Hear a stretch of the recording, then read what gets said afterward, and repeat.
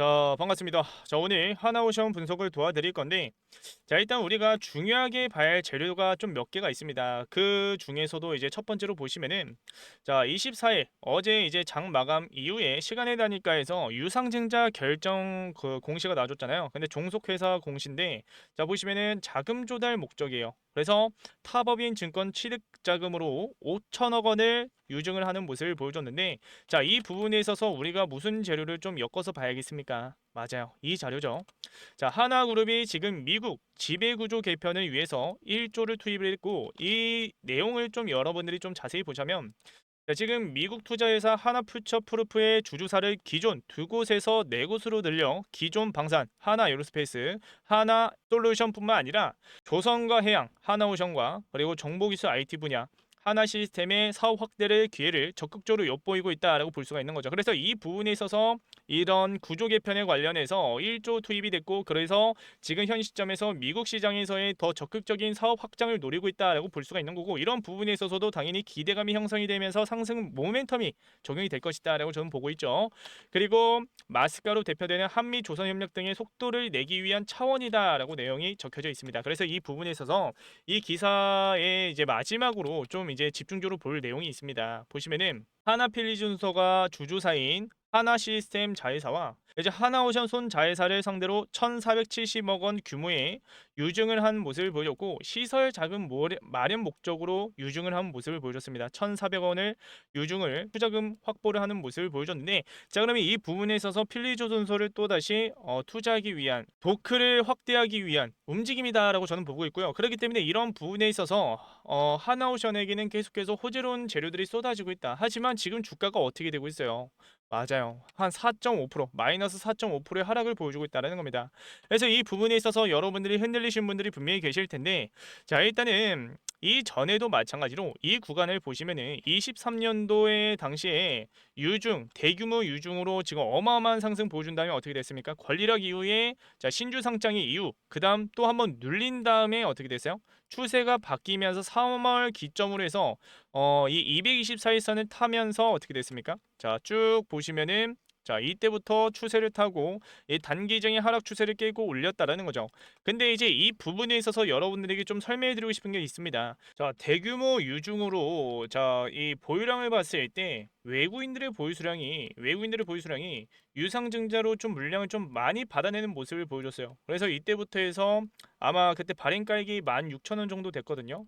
그래서 이 부분에 있어서 뭐 지금 물량을 담았다 쳐도 결국에는 2만 원 잡고 쳐봤을 때 평단가는 많이 올라가도 4만 원, 5만 원대입니다.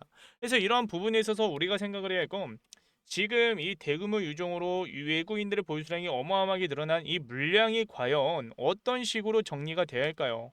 그리고 지금 이 하나오션을 들고 계신 분들이 이제 실망감에 손절을 치고 다른 섹터로 넘어가신 분들, 다른 종목으로 넘어가신 분들이 분명히 계실 텐데, 자, 이런 부분에 있어서 여러분들이 자, 알아야 할 건 상승 모멘텀 정말 많고요. 그리고 이때 당시에 자, 보시면은 10월 중순부터 해서 이제 상승을 보여줬잖아요. 근데 이 부분에 있어서 상승을 만들어낼 수 있었던 모멘텀이 무엇이었습니까? 맞아요. 에이펙 일정에 있어서 트럼프 대통령이 하나오션 거제조선소를 방문을 하냐 안 하냐, 이게 정말 중요한 관점 포인트인데 결국에는 어떻게 됐습니까? 맞아요. 방문은 안 했습니다. 그런데 결국 어떻게 됐어요? 10월 말부터 해서 이미 빠지기 시작을 했다는 거죠. 그래서 11월 초부터 해서 증시, 투심 밀리니까 추세 꺾이니까 어떻게 되고 있어요?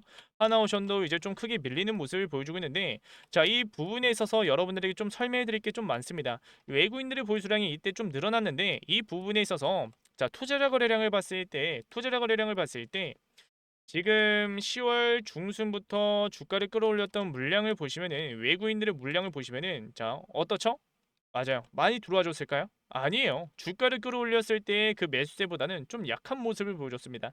그리고 결국에는 그 다음에 어떻게 됐습니까? 고점부터 빠지니까 개인들의 수급이 들어와 주면서 그 물량을 받아내주고, 외국인과 기관들의 물량을 던지면서 하방 압력을 가했는데, 자, 매도 물량이 더 크게 나와주는 모습을 보여줬다. 그래서 이런 부분에 있어서 애초에 에이펙 일정에 있어서 그런 기대감으로 주가를 끌어올렸다가 무엇을 했다? 맞아요. 고점 자리에서 물량을 정리를 했다라는 것을 여러분들이 알 수가 있다는 거죠. 그래서 일단은 매물대를 좀 체크를 해볼게요. 자, 위에 구간에 개인들의 물량이 많이 들어왔기 때문에 이 구간에 개인들의 물량이 많을 것이다. 13만 원에서 14만 원 물량이 많을 것이다라는 것을 우리는 수급의 움직임만 보더라도 알 수가 있죠.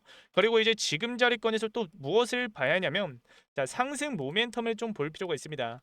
자, 하나오션에 관련해서 일단은 이 캐나다 차세대 잠수함 건조 프로젝트에 관련해서 기대감이 형성이 되고 있고 그렇기 때문에 지금 이런 부분에 있어서 자, 캐나다 총리 그리고 산업부 장관도 거제조선소를 방문한 마당에 과연 하나오션이 이 수주 물량을 따내지 못할까요? 무조건 수주 발주 받을 수밖에 없다. 그래서 이런 부분에 있어서 여러분들이 이런 재료들이 나와줬을 때 아직 나와준 재료가 아니기 때문에 이런 부분에 있어서도 어떻게 된다? 맞아요. 나와주기 시작을 하면은 어마어마한 상승을 보여줄 것이다라고 저는 보고 있고요.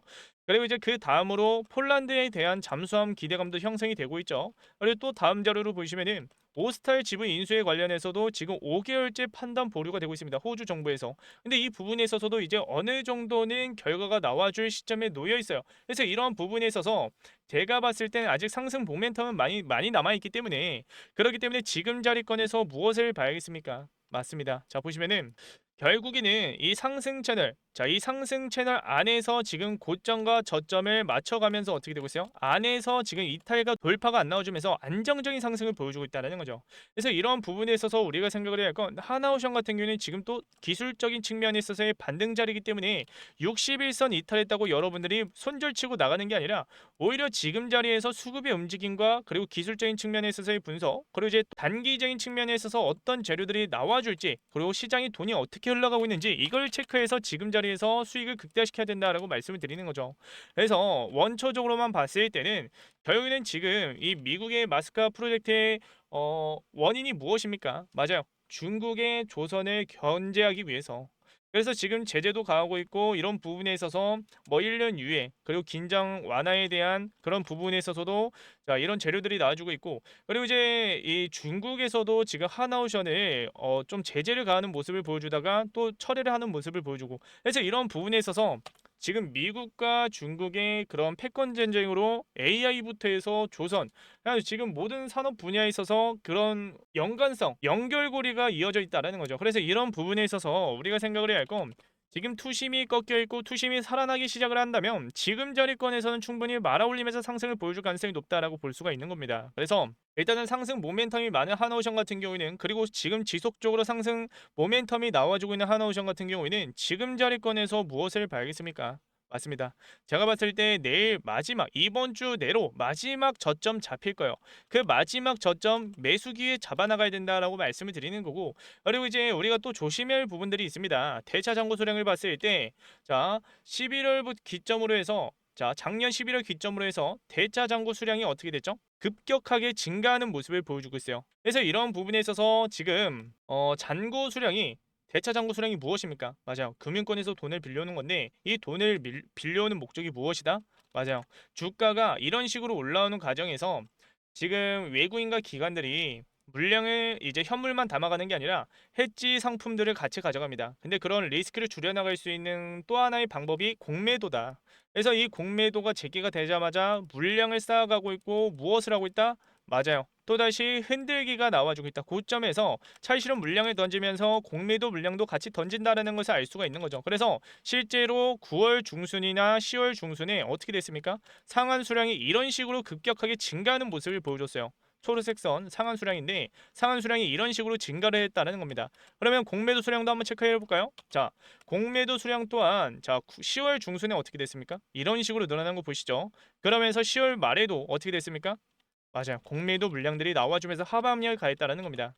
그래서 이런 부분에 있어서 여러분들에게 말씀드리고 싶은 거는 결국에는 지금 주가를 끌고 가고 있고 컨트롤하고 있는 게 누구예요? 외인이요. 외인들의 수급을 잘 볼 필요가 있겠고 그와 동시에 공매도 수량도 지금 많이 쌓여 있는 상태에서 공매도 물량을 던질 수 있는 대차 잔고 수량이 많이 쌓여 있는 시점에서 우리가 무엇을 생각해야 겠습니까? 맞아요. 외국인과 기관 같은 경우에도 지금 물량을 많이 들고 있는 자, 어마어마한 물량이 지금 어떻게 되고 있습니까? 맞습니다. 뭐 23년도, 22년도부터 해서 물량을 담아놨던 그 매집한 물량이 아직 많이 남아있기 때문에 이 물량을 던지기 위해서는 지금 고점 자리에서 이런 물량을 애매하게 던지는 것보다는 결국에는 무엇을 주겠습니까? 맞아요. 급격하게 올리면서 물량 정리 패턴이 나올 가능성이 높다는 거죠. 그래서 이런 부분에 있어서 아직까지 상승 모멘텀 많이 남아있고, 그리고 결국에는 단기적인 이 상승 추세 안에서 안정적인 상승을 만들어내고 있기 때문에 우리는 지금 자리권에서 매수기에 가져가야 된다라고 말씀을 드리는 거고, 그렇기 때문에 지금 자리권에서 같이 내일 이번 주 내로 저점 잡혔을 때 매수 타이밍 잡아보고 싶다라고 하신 분들은 자, 위에다가 전화번호 하나 띄워놓을게요. 자, 위에 전화번호로 오션이라고 문자 하나 보내시면 제가 곧바로 답장해 드릴 겁니다. 자, 이 채널에 계신 많은 구독자분들이 같이 함께하고 계시고, 제가 분석해 놓은 정보들, 재료들, 타점들, 그리고 주요 일정들까지 싹 다 정리해 놓은 대응 전략들을 무료로 받아가세요. 그래서 무료인 만큼 저에게도 돈이 될 수 있는, 큰 힘이 될 수 있는 구독과 좋아요만 눌러주시면 된다라고 말씀을 드리는 거고, 다시 한번 말씀을 드리지만 지금 자리에서 결국에는 제가 봤을 때는 하나오션 같은 경우에는 지금 주가를 끌고 가고 있는 이 외국인들의 물량이 정리가 되려면은 이 상승 채널 상단 부분을 돌파해주면서 개인들의 매수세가 따라붙는 움직임이 나와줘야지, 개인들의 강력한 매수세가 들어와줘야지 여기서 물량 정리 패턴이 나와준다라고 저는 보고 있고요. 그렇기 때문에 지금 자리에서는 우리가 비중을 담아야 할 때다라고 저는 보고 있죠. 그래서 지금 자리권에서 일단은 10월 말부터 해서 조정이 나와주는 과정에서 거래량이 나와주지 않았기 때문에 어느 정도는 쉽게 돌파해주면서 올릴 가능성이 높습니다. 그래서 이런 부분에 있어서 주가는 올라가긴 하겠지만, 그렇다고 우리가 또 마냥 계좌를 방치하면 절대 안 된다. 결국에는 우리가 또 무엇을 생각을 했습니까? 맞아요. 전 구간에서 이슈가 있었던 산업은행에서의 그 블록딜, 자, 아직 15%의 지분 물량이 남아 있습니다. 그래서 이런 부분에 있어서도 우리가 무엇을 생각을 해야겠어요? 맞아요. 추가적인 상승이 더 나와주게 된다면, 지금 상승 모멘텀이 나와 있는 상태에서 산업은행이 블록딜로 지금 남은 물량을 왜 안 던지겠습니까? 맞아요. 추가적인 상승을 바라보고 지금 기다리고 있다. 때를 기다리고 있다. 그래서 우리가 그 부분에 있어서 우리가 그런 타이밍들을 같이 잡아나가야 된다라고 말씀드리는 거죠. 그래서 지금 현 시점에서는 분할 매수 타이밍 무조건 잡아나가야 된다라고 말씀을 드리는 거고, 고점 잡혔을 때 무엇을 봐야 돼요? 맞아요. 매도 타이밍들 무조건 잡아나가야 된다. 그게 단기적인 측면에 있어서 자, 블록딜 이슈와 그리고 대차 잔고 수량이 자, 이런 식으로 지금 늘어난 상황에서 자, 시장에서 물량이 매도 물량들이 쏟아지게 된다면 어떻게 되겠습니까? 맞아, 끝도 없이 빠질 가능성이 높아요. 그래서 지금 자리권에서는 일단 거래량이 줄어들고 있고 어느 정도 받쳐주려는 움직임이 형성이 되어 있기 때문에 이 자리권 이탈했을 경우에는 우리가 또 이제 그거에 맞춰서 손절 라인 잡고 비중 조절을 하면 되는 겁니다. 그래서 이런 플랜들을 여러분들이 어떤 식으로 대응해 나가야 할지 제가 장중 브리핑으로 여러분들에게 매수가 얼마, 그리고 매도가 얼마 원 해서 목표가까지도 정확하게 짚어드리고 있으니까 위에 제 전화번호 010-7652-0271 번호로 지금 바로 오션이라고 문자 하나 보내셔서 꼭 함께 하시길 바라겠고요. 자, 그리고 이제 뒤에 영상에 선물 하나를 준비를 해놨습니다. 자, 이 선물 같은 경우에는 지금 현물만 들고, 그러니까 주식만 들고 지금 투자를 하신 분들이 분명히 계세요. 그런데 여러분들이 이 주식이라는 것은 결국에는 상승이 나와줘야지 여러분들이 수익을 가져갈 수 있는 구조잖아요. 그런데 조정장이 왔을 때, 지금같이 조정장이 왔을 때 여러분들이 지금 계좌가 녹고 있는 상황에서, 손실이 나고 있는 상황에서 다른 데에서 수익을 메꿀 수 있는, 시드를 보존시킬 수 있는 안전자산에 관련해서 여러분들이 좀 공부하시고 지식을 갖고 계시면은 어느 정도는 이런 조정장에서도 대응해 나갈 수가 있다라고 말씀을 드리는 겁니다. 그래서 안전자산에 관련해서 금, 달러, 엔화, 채권, 은이든 선물이든 ETF든 코인이든 여러분들이 어떤 식으로 비중을 담아가면서 돈을 굴려나갈지 안전자산에 관련해서 이 대응 방법들을 설명해 드리고 있으니까 영상 끄지 마시고 끝까지 집중하셔서 유익한 정보들 꼭 챙겨가시길 바라겠고요. 자, 그럼 이 선물들이 구체적으로 무엇인지 지금부터 한번 설명해 드리겠습니다. 자, 그래서 제가 지금까지 터득했던 깡통을 차가면서 그런 매매 기법들을 여러분들에게 이제 좀 공유해 드릴 건데요. 당연히 무료로 나눠 드리고 있는 겁니다. 자, 첫 번째로 세력들의 매집 패턴 총 정리를 해서 자료로 준비를 해놨고요. 그리고 이제 직장인도 할 수 있는 시간의 매매, 뭐 그러니까 시간의 단일가와 뭐 종가 베팅이 있겠죠. 그런 것들을 자료로 준비를 해놨고, 그리고 이제 무엇보다 지금처럼 금리 이슈가 많고 그리고 이제 시장이 불확실성한 그런 재료들이 많을 때 안전자산 운용이 정말 중요한 시기에 놓여 있다. 그래서 이 안전자산 운용 방법을 여러분들이 어떻게 가져가야 할지 좀 여러분들에게 설명해 드리고 있으니까 좀 끝까지 시청하셔서 이런 매매 기법들과 안전자산 운용까지도 좀 얻어가시길 바랄게요. 자, 일단 기법 종류 관련해서 여러분들에게 설명해 드릴 건데요. 제가 주로 사용하고 있는 것은 시초가 매매와 그리고 이제 상따 그리고 이제 종가 베팅을 주로 사용하고 있으면서 수익을 가져가고 있습니다.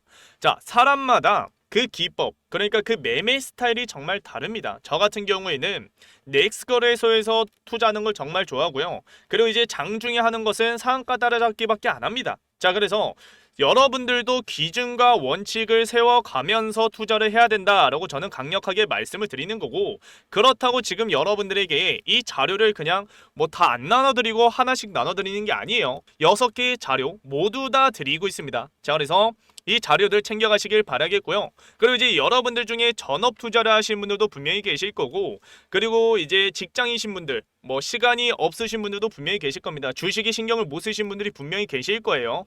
자, 그런 분들도 충분히 할 수 있는 자 종가 베팅과 뭐 시초가 매매 그리고 시간의 단일가에서 투자하는 방법까지도 설명해 드리고 있으니까 자료로 해서 설명해 드리고 있으니까 꼭 챙겨가시길 바라겠습니다.